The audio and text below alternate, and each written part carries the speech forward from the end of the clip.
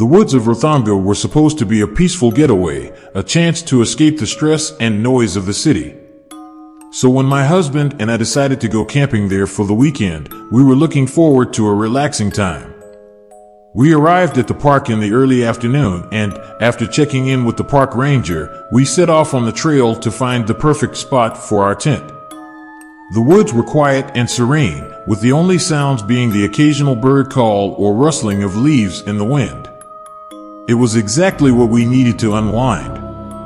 After a short hike, we found a secluded clearing and quickly set up our camp. My husband, an experienced camper, had our tent erected and our sleeping bags unrolled in no time. We gathered firewood and arranged a ring of stones for a campfire, planning to cook our dinner over an open flame. As the sun started to dip below the trees, we lit the fire and settled in for the night. We roasted hot dogs and marshmallows while discussing our plans for the future. It was a perfect evening, the kind that you remember for years to come. But just as we were drifting off to sleep, we heard a rustling outside our camp. At first, we thought it might be a curious animal or a passing hiker, but then we heard the sound of angry, slurred voices that seemed to belong to a group of drunk men. My husband tried to calm me down, assuring me that they would probably just pass by without incident. However, my heart was pounding in my chest, and fear began to creep in. We huddled together in our tent, listening as the voices grew louder, and then suddenly, the men appeared. A group of 3 men stumbled into our camp, their eyes bloodshot and their breath reeking of alcohol. They were loud and aggressive, demanding to know what we were doing there and why we had set up camp in their territory.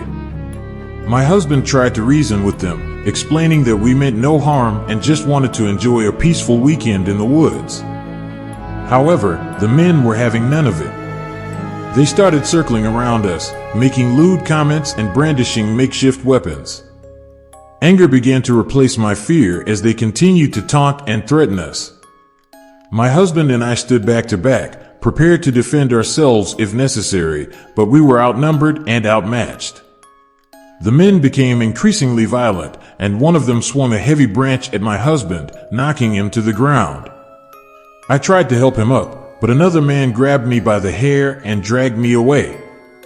I screamed and fought back, but it was futile. The next moments were a blur of breaking branches and painful blows. I remember hearing my husband's voice calling out my name, and then everything went black. When I regained consciousness, it was morning and the sun was shining through the trees. I was lying on the ground, bruised and battered, but alive.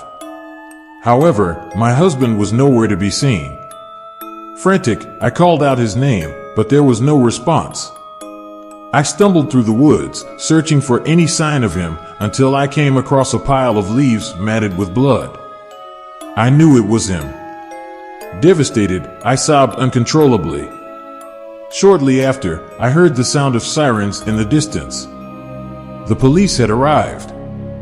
They found me and took me to the hospital, where I received treatment for my injuries and was interviewed about what had happened. Over the next few weeks, the police conducted a thorough investigation. They searched the woods for any clues or evidence and questioned anyone who might have been in the area at the time of the attack. It was a grueling process, but eventually, they were able to identify the 3 men responsible for my husband's death. They were arrested and charged with murder, and the case went to trial. I was called to testify, reliving the horrific events of that night in front of a packed courtroom.